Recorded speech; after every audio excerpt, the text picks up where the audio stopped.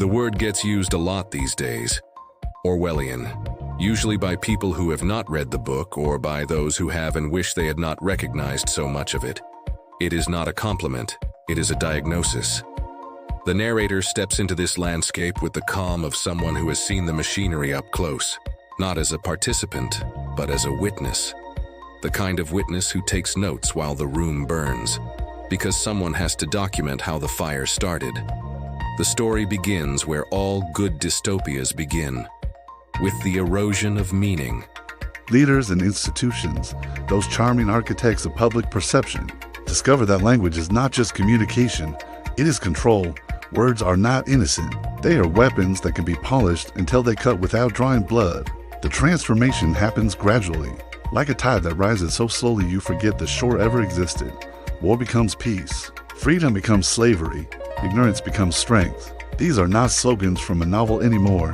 They are templates. Open any news feed and watch the substitution in real time. Military occupation is called peacekeeping. Surveillance is called protection. Censorship is called safety. The narrator observes this not with shock, but with the weary recognition of someone who has read the ending. Then there is doublespeak, the art of saying everything and nothing simultaneously. A language crafted to obscure, soften, or reverse meaning until the audience nods along, without understanding what they have agreed to. It is not lying, exactly. Lying requires a commitment to falsehood that is almost respectable in its clarity. Doublespeak is worse. It is fog. It is the sound of a promise dissolving into mist. Doublethink follows naturally. The practiced ability to hold the contradictory beliefs as true at the same time. To know and not know. To be conscious of complete truthfulness while telling carefully constructed lies. The narrator describes this not as madness, but as training. A skill that can be taught, rewarded, and eventually demanded.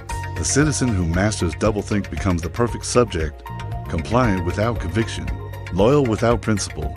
Moral inversion completes the architecture, the quiet flipping of society's values until the unnatural feels normal, until the abnormal becomes ordinary, until the unacceptable becomes policy. This is not evolution, this is engineering. The narrator maps this process with the precision of a cartographer charting territory. That shifts beneath the feet, where north becomes south and the compass spins without magnetic reference. The political climate that emerges from these forces is not chaotic, it is controlled confusion. Reality becomes negotiable. Truth bends under pressure. Power thrives not despite the confusion, but because of it. The narrator does not accuse specific names or plead for particular outcomes.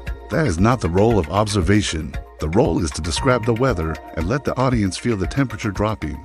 This is not a confession. The narrator owns nothing here, admits nothing, confesses nothing.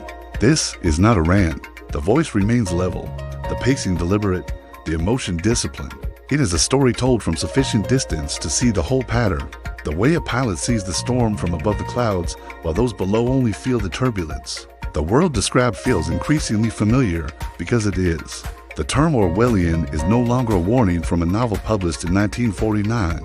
It is a mirror. The narrator holds it up without comment, letting the reflection speak. As the narration settles into silence, the audience is left with a single question that hangs in the air like smoke. In a time when meaning can be rewritten by anyone with sufficient platform and sufficient audacity. Who protects the truth? Not who proclaims it, not who weaponizes it, who protects it, preserves it, keeps it from being washed away in the next cycle of rebranding. The narrator does not answer. Answers would become slogans, and slogans are part of the problem. The question itself is the protection, the asking, the refusal to stop asking. This is not a conclusion, it is a continuation.